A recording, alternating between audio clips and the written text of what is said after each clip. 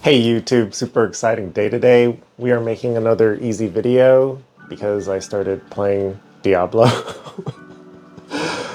But we are shopping today. I haven't used the screen video capture in a while, so I'm gonna try doing that while we buy a truck.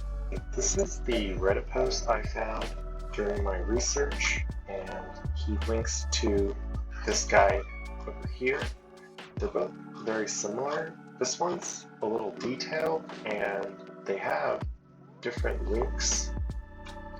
This one recommends these two websites. This one doesn't even work. And Japanese Car Direct, I didn't really like them because there's no inventory for me to look at.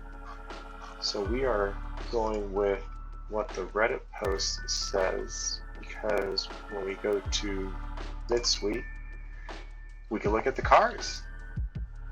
We are a Subaru family, so click Subaru.